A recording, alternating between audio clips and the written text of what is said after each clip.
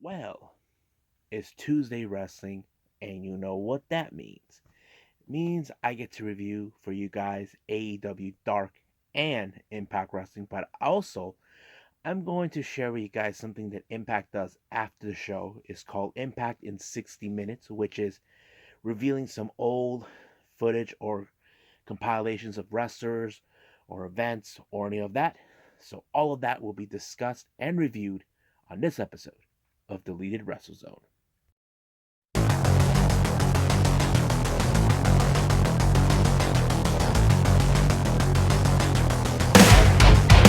Are you ready? Get up, get up! Get up, get up! Get up, get up! Get up, get up! Get up, get up! Get up, get up!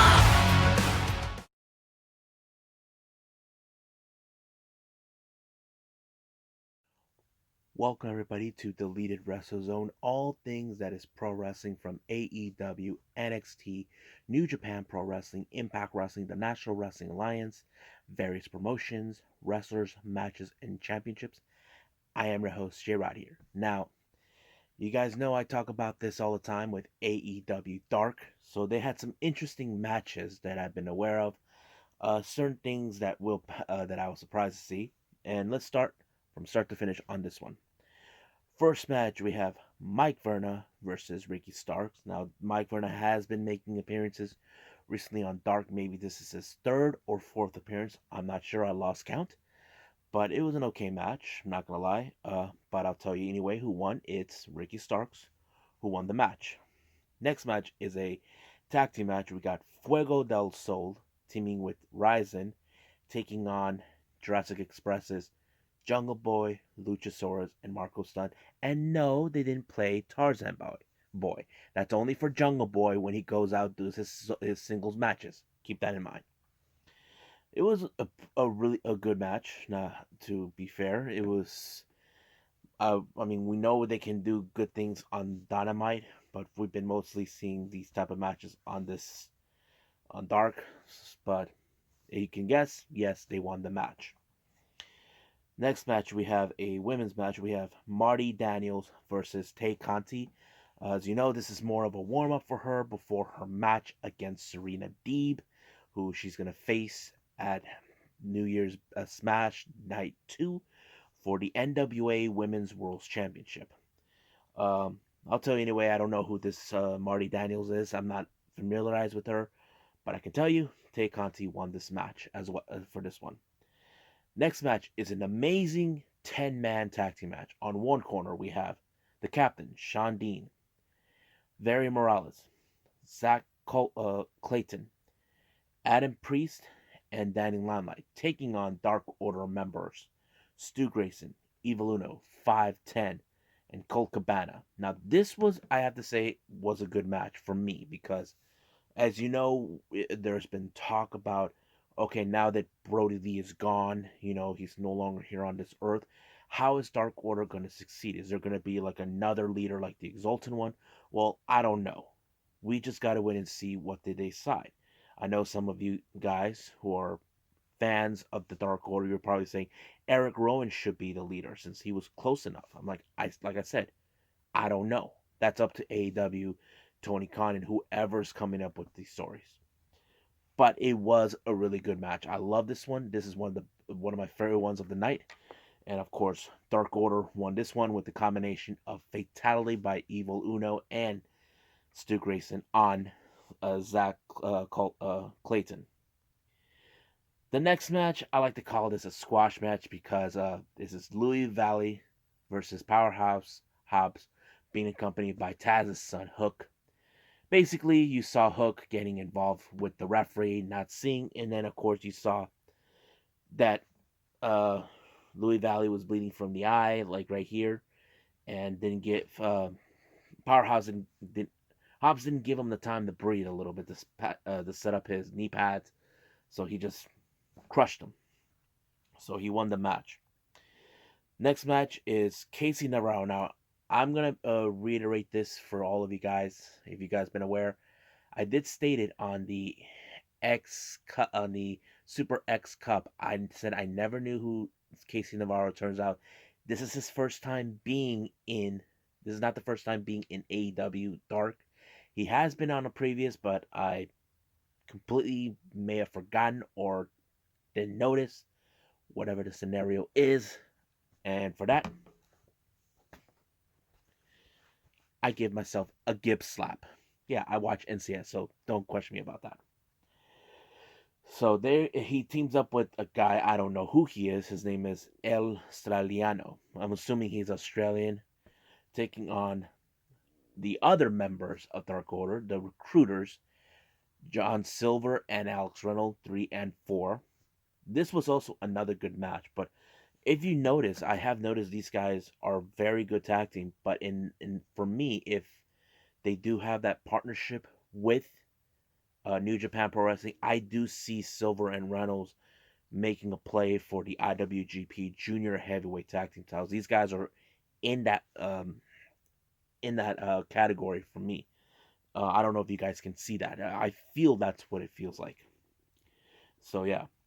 So they won the match, as always, been proving their dominance as what we do. Their Excalibur's believe 2021 could be their year. We'll just wait and see where it goes down from there. Then all of a sudden we get Pretty Peter Avalon showing up once again with his little invitational thing. He was scouting Lee Johnson of the Nightmare Family, where he teams up with Aaron Solo, taking on the Varsity Blondes, Griff Garrison and Brian Pillman. Now, if you recall, weeks ago he did invite Griff Garrison to join, but Griff had no intentions, because no one is taking Peter Avalon seriously. If you guys have noticed, but he was paying attention mostly to Lee Johnson. But unfortunately, the match didn't go exactly like Peter Avalon wanted. It was the Varsity Blondes that took the victory. But however, he did try to invite Lee Johnson. He is nowhere interested. So basically, nobody's giving Peter Avalon a chance because they don't believe his thing, because they know what happened between him and Leva Bates and Brandon Cutler. So that kind of sets up the match. Then we got another women's match. We have Alex Gracia taking on the Queen Slayer of the Dark Order, Anna Jay. It was an okay match, not gonna lie. But however, you know how this match ends. It ends with the chokehold that made her famous, which she does. That's how it ends. Next match, we have Tesha Price taking on the NWA Women's Champion, Serena Deeb. This one was a very interesting match. She's been using a lot of submission moves on this one. Now, you got to question how she's going to put this in play against someone like Tay Conti this coming Wednesday for the New Year's Smash on night 2. Well, that's a very good question. But this match proves she can do it. We'll just got to wait and see what happens on that very day. But she does win the match. Next match, we have a very interesting tag team match. We have Baron Black teaming with Nick Komoroto taking on Bear Country. Now, I have talked about these guys on various occasions when they first appeared. I'm impressed by Bear Country. I love how they are with two big guys, serving as a good tag team. And I do see them, hopefully AEW gives them a chance to be signed with them. They're a good tag team. I think they're a real interesting team. And to my surprise, is these teams, they're not officially working with AEW. They're just guys that they picked up so they can come to their shows and do AEW Dark. And I see Bear Country as one of those teams that I would love to see in AEW. I hope you guys watch that. So Bear Country won this match. The next match, we have another tag team. This one is Chaos Project, consistent of Serpentico and Luther, taking up Top Flight, Darius, and I forgot his brother's name. But great match. I love these two teams. You look at the Chaos Project as the oddballs of the entire, Serpentico doesn't like being used as a weapon or being tossed around by Luther, but you look at Top Flight, they always take to the skies. I was impressed with this match, how it went. I love it. So Top Flight won this match completely. Can't wait to see what they can do in the tag team division in AEW. So I think that's it right now with All Elite Wrestling with the latest Dark episode. So let's move on with Impact Wrestling.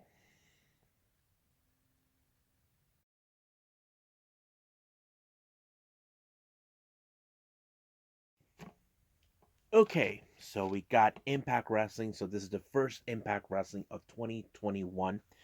It starts out with the recap of what happened at AEW Dynamite last week.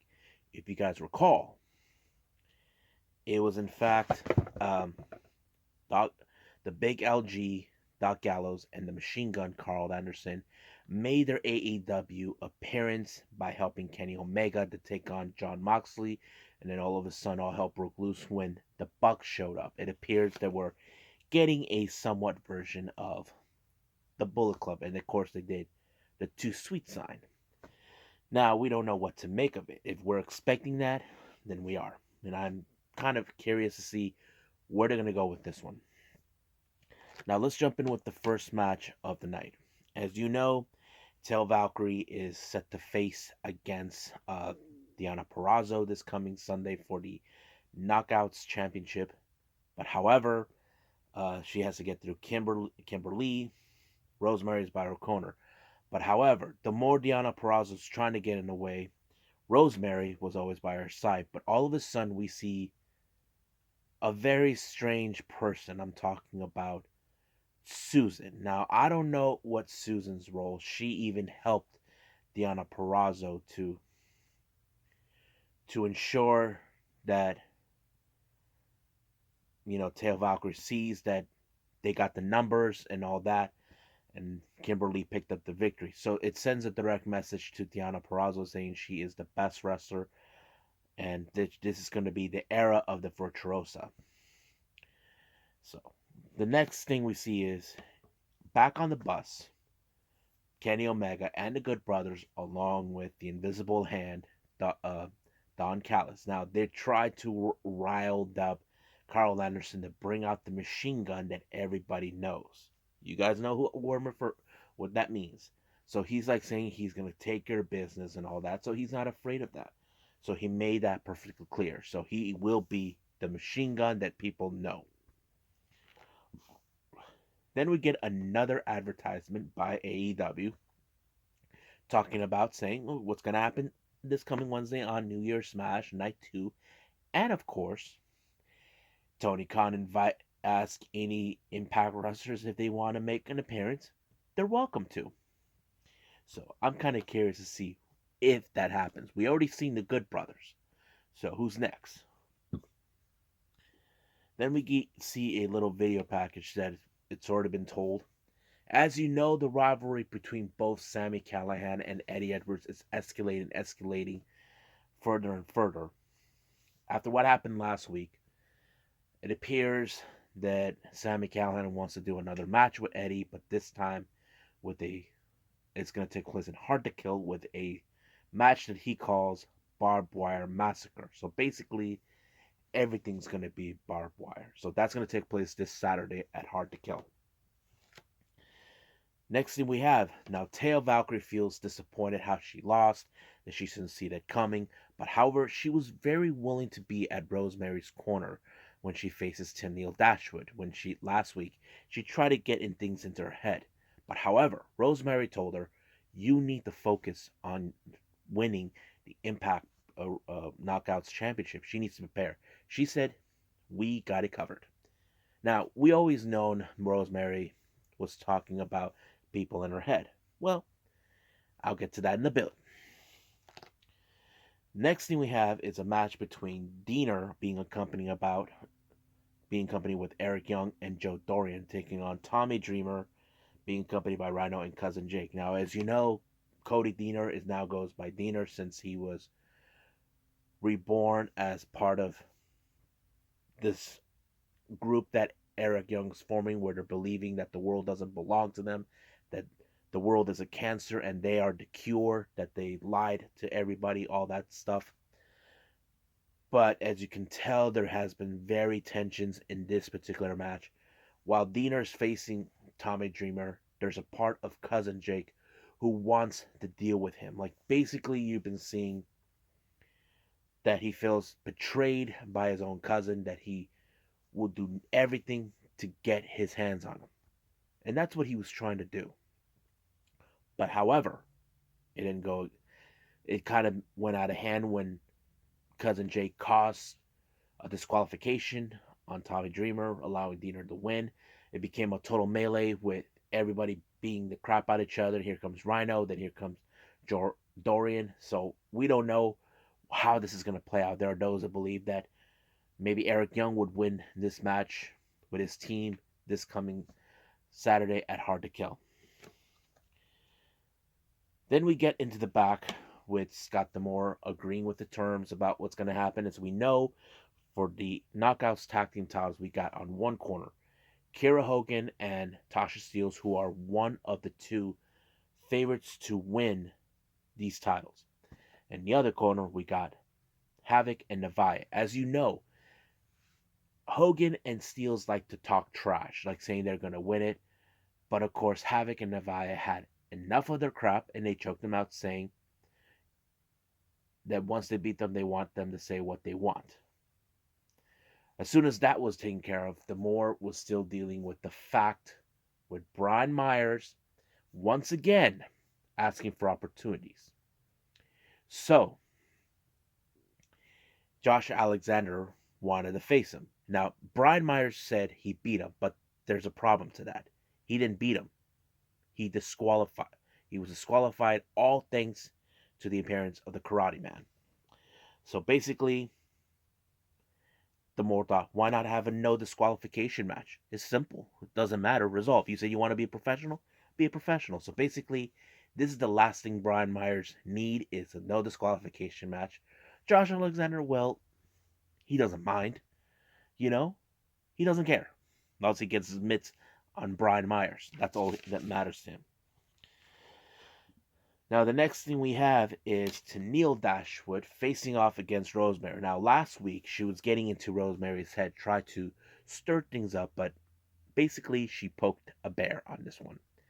Now, once again, Caleb with the K gets interference on this one, brought some hairspray, tried to blind her, thinking it would give Tenille Dashwood the upper hand to win the match. But however, when Rosemary had Tenille Dashwood right in her grasp, once again, Caleb with the K tried to get involved. But however, it did not go that way. It ended with Crazy Steve showing up. It appears that Rosemary had a backup plan. And that backup plan led to have Rosemary win the match. And while Caleb with the K is up in the ramp crying like a little girl, knowing he's not there to help his star to help out. I think I might have missed a match. Oh, yes, I did. Now, then they had this interesting tag team match where we have Chris Bay teaming up with Rohit Raju, two competitors who will face against Manic for the X Division Championship. However, Manic teamed up with Suicide. Now, it appears like it was a good match because, however, you can tell that both Rohit Raju and Chris Bay are determined to win the X Division Championship. But however, as you know, a while back, Rohit Raju said TJP was not allowed. So if they prove that he actually is Manic, even though he is, that they can strip him from the title and pass it on to him. But it did show that Chris Bay was determined, that he won the match, and he's determined to win back to become a two-time X Division champion. So that kind of ended in that way. Now, I think the next thing we see is a little therapy session with Ethan Page. As you know, we've been seeing he is spinning out of control. We did see the appearance of the Karate Man, his alter ego. I think this is going to be one of those cinematic matches. Now, you ask yourself, how in the hell that's going to work? I don't know. Don't ask me, but I am curious. Now we get to an interesting match where we have Moose taking on the guy who he lost to last week, Matthew Palmer. This time it was a match where there's no time limit. He surpassed the 3 minute mark, but however, Moose was determined to beat him up however he wants, and he did with the elbows into his face. And of course, by referee's discretion, he won the match by stopping it. He was already out cold. Now we get to the main event, which is the Machine Gun Carl Anderson versus Rich Swann. Now, both teams were barred from ringside. Now, I didn't know how this was going to go, but I was like saying, okay, Carl Anderson will win because he has the attitude to do it due to his as the machine gun that he's well known. But however, it did not go exactly according to plan for Carl Anderson. He won the match. Now, from the post match, from the moment the match was over, we see on our monitors, you see on when they split the screens, you see the machine guns in their locker room. Surprised that Rich Swann won, but however, you don't see the remaining member, Doc Gallows, Kenny, or Don anywhere. They just took off, and there was a big melee took place in the locker room of the Motor City Machine Guns, and then here comes Rich Swann and Carl Anderson, and they also ended with a big time melee. So it was a pretty good match. It was great. So we're gonna see the 6 man tag team match coming up on Hard to Kill. I hope you guys are ready for that because I know I'm ready for it.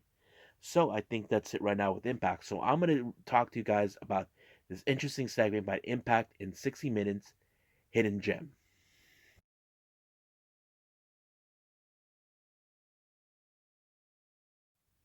Okay, now if you guys watch Impact Wrestling, they normally do this thing after the show called Impact in 60, which means they throw in like a compilation of various things such as the X Division or wrestlers like Chris Sabian or Tommy Dreamer or anybody who's been in Impact or before it was known as TNA back in the day. Now, I normally don't talk about this a lot, but this one was a very interesting episode.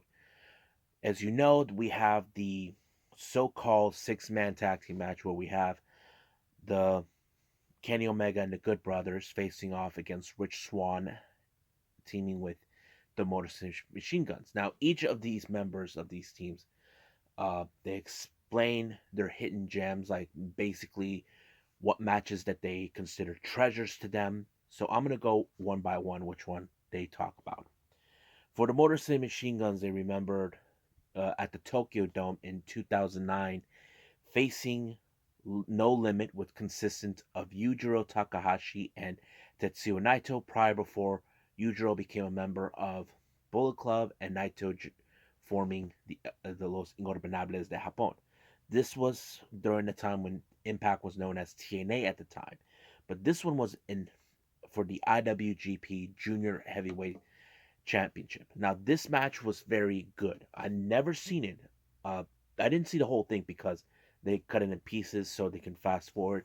But if you have the New Japan, NJPW World Live on Demand, I know for a fact they'll have that match in there. It'll be great. At the time, they were partners with them when TNA was there. So it was a good match. And of course, the Guns won that one. Now, as for Kenny, we all know Kenny's reputation. We know his time with Impact Wrestling with New Japan.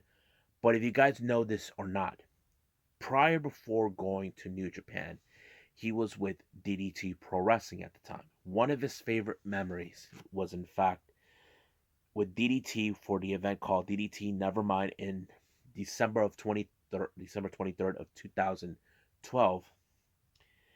This one was for the KOD open weight title against El Generico. If you guys know who he is, underneath the mask is none other than the current the superstar Sami Zayn. Yes, Sami Zayn was known as the El Generico back before he went to WWE. It was also another good match, a good gem that he remembered. So I would have assumed he would have picked the match with him and Kota Ibushi when they were DDT, but it didn't happen that way. But if he believes this is one of his best matches, then it is what it is. Now the next match, this next gem comes from Carl Anderson. He said this one is when TNA with New Japan were still doing partnership with other promotions, especially one in Canada called Border City Wrestling. He said this one remembered him because this is like he came home when his wife had an emergency C-section, gave birth to their third son, and then he had to leave to go to Canada to be in a Border City Wrestling versus New Japan Pro Wrestling. He was facing his Phil Atlas. To my surprise, I would have assumed that Carl Anderson won, but nope, it didn't go that way. It ended up with this guy named Phil Atlas.